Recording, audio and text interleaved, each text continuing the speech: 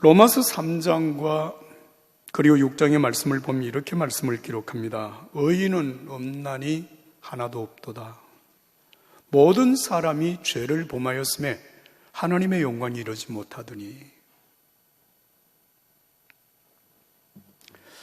스스로 자기의 의로움을 가지고 하나님 앞에 설 수 있을 만큼 온전한 사람이 없다는 거예요. 한 사람도 없다는 것입니다. 여러분, 제가 지금 읽어드리는 이 말씀을 잘 한번 들어보십시오. 이 누구를 향해서 하는 말씀일까? 그들이 하나님 인정하기를 귀찮아하자 하나님도 그들을 간섭하기를 그만두시고 제멋대로 살도록 내버려 두셨습니다. 그러자 그야말로 지옥판이 벌어졌습니다. 악이 들끓고 욕망의 아수라장이 벌어지고 악독한 중상모략이 판을 쳤습니다. 시기와 무자비한 살인과 언쟁과 속임수로 그들은 이 땅의 삶을 지옥으로 만들어버렸습니다. 그들을 보십시오. 비열한 정신의 도끼에 일구이연하며 하나님을 맹렬히 욕하는 자들입니다. 깡패요, 건달이요, 참을 수 없는 떠벌이들입니다.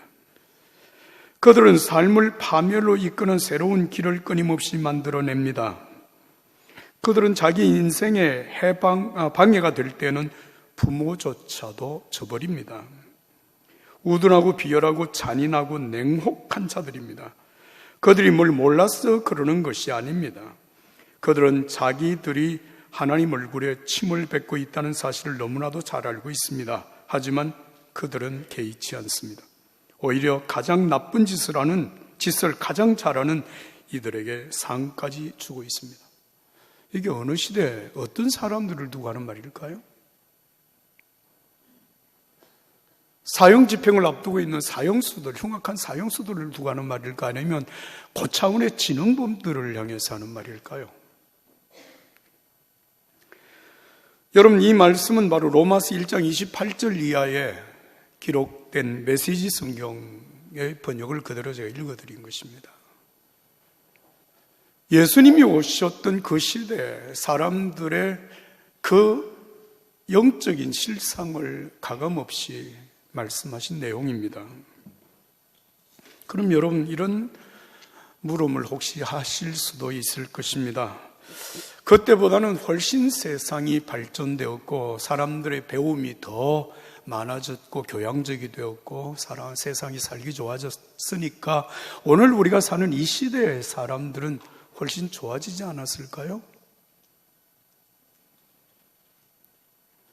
그러나 죄의 본성을 버리지 못한 인간의 실상은 세월이 바뀌어도 많이 교양적이 되어도 별 차이가 없습니다. 지난주에 로마서 8장 1절에 11절의 말씀에서 우리가 두 종류의 사람이 있다는 것을 생각했습니다. 하나는 육신을 따라 사는 사람이고 또 하나는 영을 따라 사는 사람입니다. 육신을 따라 사는 사람이라고 하는 것은 하나님 없이 하나님처럼 사는 사람들, 자기가 모든 사람들보다 더 선하고 더 정의롭고 그래서 모든 사람을 정죄하고 비판하고 살아가는 사람들이 육신을 따라 사는 사람들입니다. 영을 따라 사는 사람은 오직 예수, 오직 성경, 오직 성령을 따라서 믿음으로 살아가는 사람들입니다. 오늘 우리가 읽은 로마서 8장 9절에서 17절까지의 말씀은 영을 따라 사는 사람들이 누군가 어떻게 사는 사람들인가 라고 하는 것을 우리에게 보여주는 귀중한 말씀입니다. 먼저 여러분 9절 말씀을 우리가 한 목소리로 읽겠습니다. 9절을 다 같이 읽습니다. 만일 너희 속에 하나님의 영이 거하시면 너희가 육신에 있지 아니하고 영에 있나니 누구든지 그리스도의 영이 없으면 그리스도의 사람이 아니니라. 할렐루야. 여러분, 그리스도의 사람, 그리스도인, 요즘 우리가 말하는 크리스천, 어떤 사람들이냐? 하나님의 영이 있는 사람, 그리스도의 영이 있는 사람, 다시 말하면 영을 따라 사는 사람들이라고 하는 것입니다. 이들이 바로 그리스도인인데 이들이 바로 하나님의 자녀라고 하는 말씀입니다.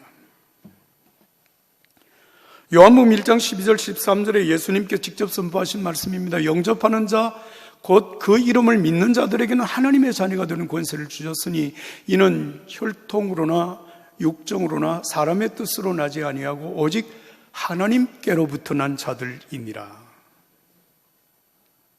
누가 하나님의 자녀들인가 하면 하나님께로부터 난 자들. 대대로 우리의 집안이 예수 믿는 집안이기 때문에 그 집안에 태어나서 내가 하나님의 자녀가 되는 것도 아니고, 내가 공부를 많이 해서 선한 지식을 내가 습득해서 하나님의 자녀가 되는 것도 아니고, 내가 선한 양심을 가지고 내가 하나님의 자녀로 살아야 되겠다고 하는 의지적인 결단을 통해서 하나님의 자녀가 되는 것도 아닙니다.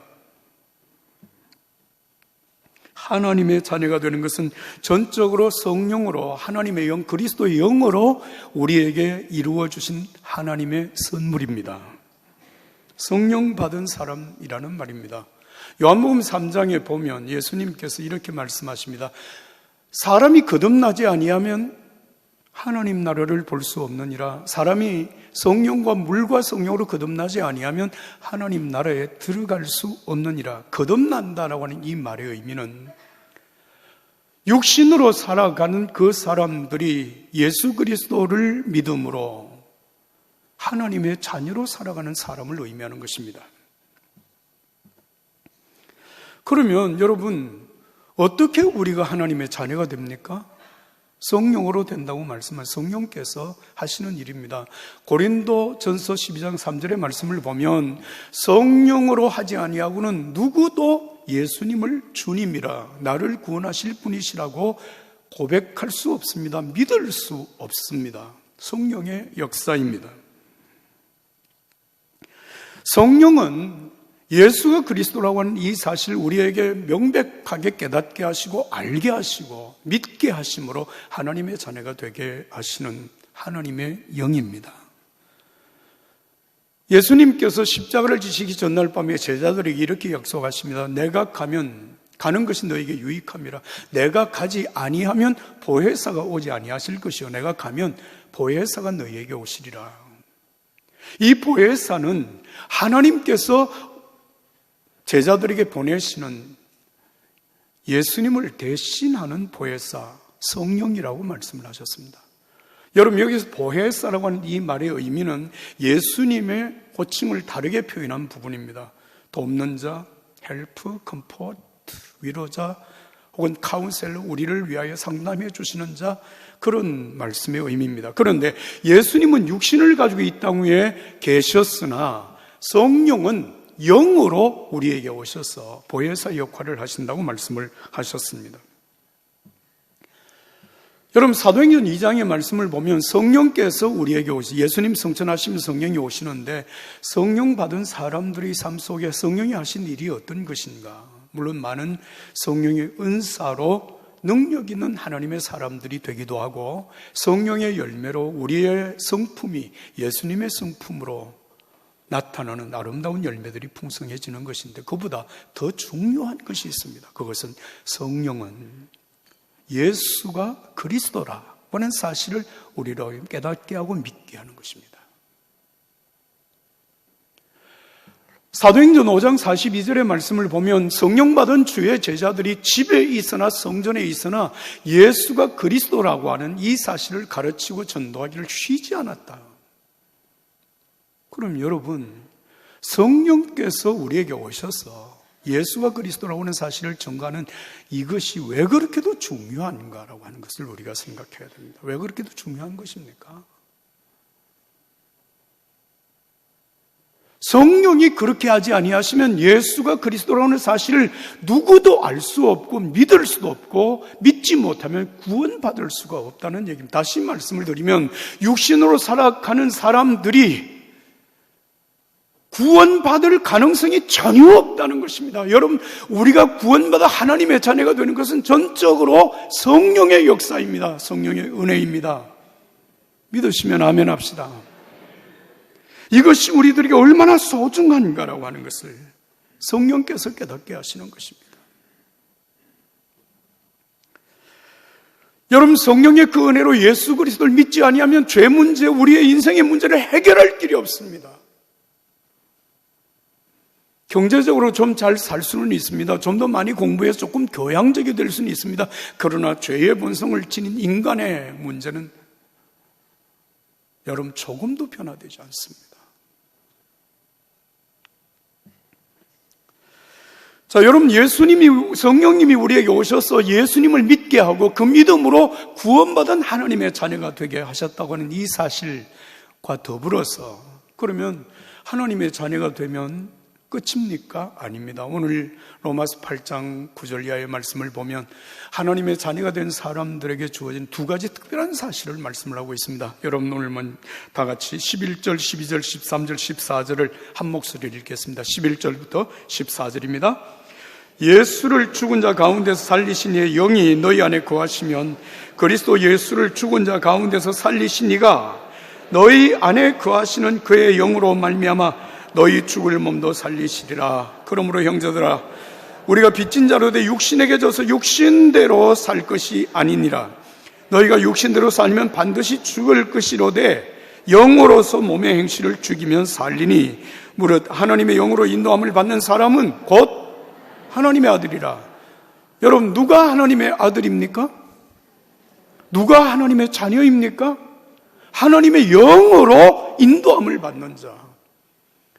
여러분 하나님의 영으로 인도함을 받는 자가 누구입니까? 하나님의 아들입니다. 하나님의 자녀입니다. 이 하나님의 자녀가 되고 우리가 성령으로 충만하게 되면 여러분 죄를 이깁니다.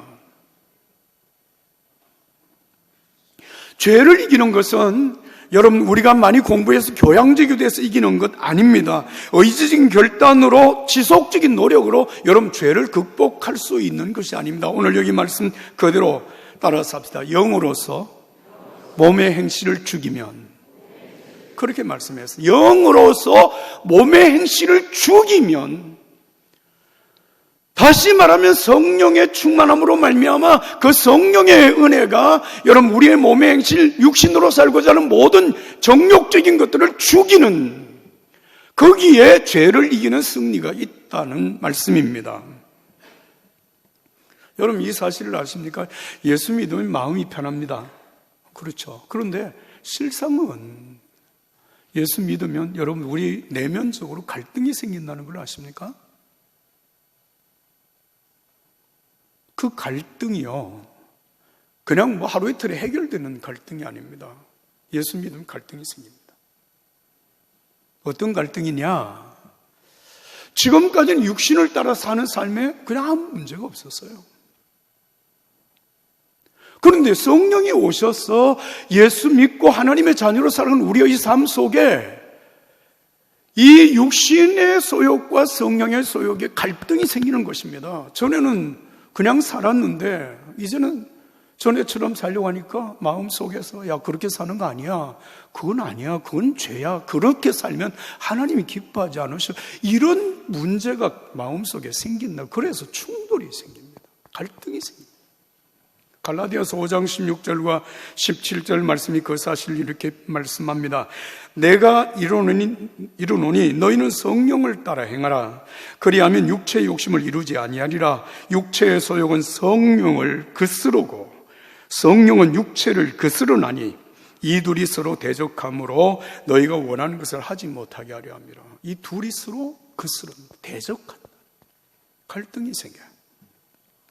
그러나 이런 우리 내면의 갈등이 성령을 따라 살면, 다시 말하면 성령이 충만해서 성령의 인도하심을 받아 살면 해결됩니다. 해결됩니다. 성령 충만함을 받으시기를 예수님의 이름으로 축복합니다. 로마서 5장 18절에 이렇게 말씀을 기록합니다. 술 취하지 말라. 이는 방탕한 것이니 오직 성령의 충만함을 받으라. 여러분 술 기운으로 우리의 컨디션이 조절이 되고 우리 스트레스를 푼다, 나는 그게 가능한지 안 한지 전혀 이해하지 못하지만 하여튼 술 기운으로 기분 좀 전환하고 그렇게 살려고 하는 사람들이 혹 있는지 모르겠어요. 그런데 여러분 술 취하는 것은 결국은 방탕을 만들어낸다는 것입니다. 그래서 술 기운이 아니라 성령이 충만하면 여러분 성령의 은혜로 성령님과 함께 성도로 사는, 믿음으로 사는 삶의 기쁨을 알게 하십니다. 은혜를 알게 하십니다. 이 은혜가 있기를 축복합니다. 여러분, 술 취하는 것과 비교하겠어요? 그 기분과 비교하겠습니까? 한 교우의 간증을 제가 여러분들에게 드리고자 합니다. 여러분 용서하시고 들어주시면 감사하겠습니다. 이분은 예수를 믿으면서도 기분 좋을 때 한 잔, 기분 나쁠 때 한 잔, 이렇게 해서 술을 즐겼습니다. 한 번은 좀 어려운 문제가 생기고 해서 술을 마시고 이제 그렇게 사는 동안에 기도를 해야 되겠다. 그래서 교회에 혼자 와서 예배당에 혼자서 이렇게 앉아서 기도를 드렸답니다. 분명히 혼자. 근데 기도를 하다 보니까 옆에 인기척이 느껴졌다는 거예요. 누가 있다는 생각이 들었습니다. 그래서 이분이 기도를 하다가 눈을 떠서 봤어요. 보니까 옆에 진짜 사람이 앉아서 기도를 하는 거예요. 그런데 그 기도가 다른 기도가 아니라 자기를 위해서 기도를, 그 성도님을 위해서 기도를 하고 있더라는 겁니다.